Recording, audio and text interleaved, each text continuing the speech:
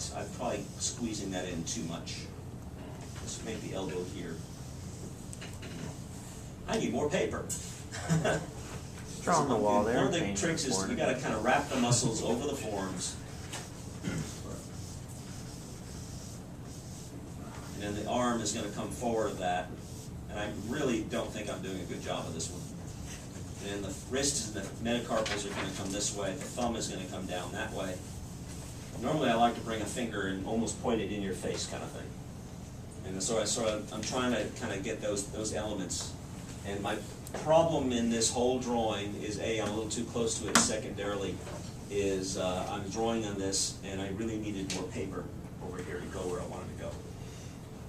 I'll do it on a small piece of paper a little later on when we're doing the figure itself, or maybe even get Bobby to pose for me and deal with the problem. Because when we draw the figure, on no given occasion will you not deal with foreshortening. There'll always be a foot coming to you. There'll always be a leg coming to you, an arm coming to you. Something is going to be, rotating away from you. Something's going to rotate to you. Very seldom will we draw that. Very seldom do we ever get a situation where the model is just, okay, stand like this. And animators never do this. We're doing the fight scenes. We're doing the cool stuff. We're doing guys walking with attitude. And so the problem is we have to figure out, well, what does that actually look like first, and then how the hell do I draw it? All the questions we have to ask.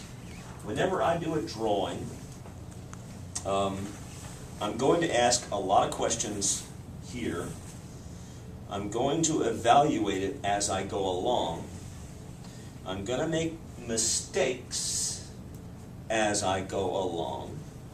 I'm going to make decisions on where my mistakes are and what my proper course should be.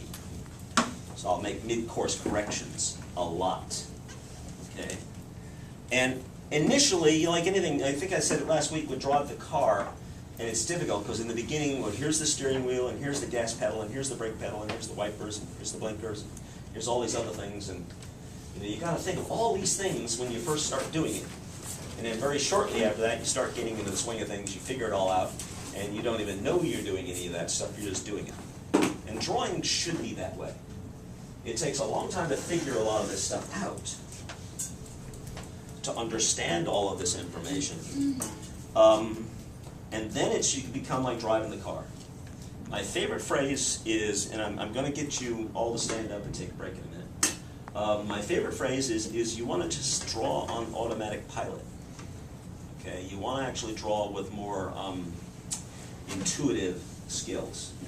If I get the editing phase out, is this right or wrong? If I get that out and I just kind of go, the drawings tend to be better.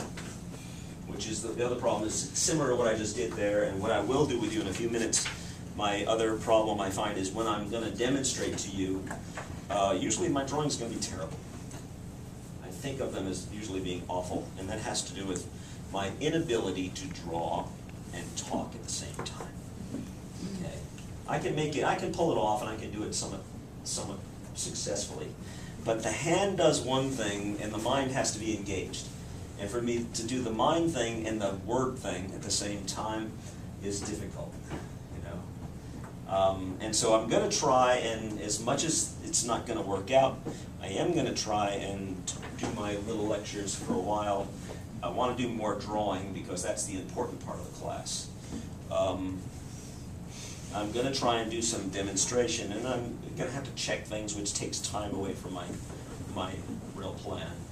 But then I'm even going to sit down with you, and at those times I'm hoping I will just shut up and I'm going to just draw.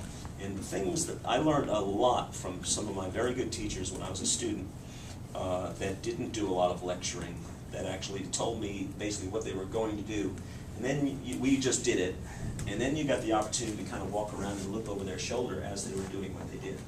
And then I would, on many occasions, saw magic, incredible, wonderful things happening right in front of me on a canvas or on paper or whatever. Just incredible work happening. And that usually happens when the teacher isn't lecturing, when the person is just doing what they naturally do. And I'm hoping that I can sort of do that with you. The unfortunate thing is I do have to check sketchbooks and crap like that. But hopefully I'll do that as quickly as I can. But before that, we'll do some drawing, and I will do some drawing with you, and I'll do some demonstrating, and I will do some more talking.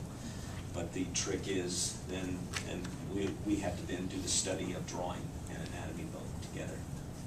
Let's take a break.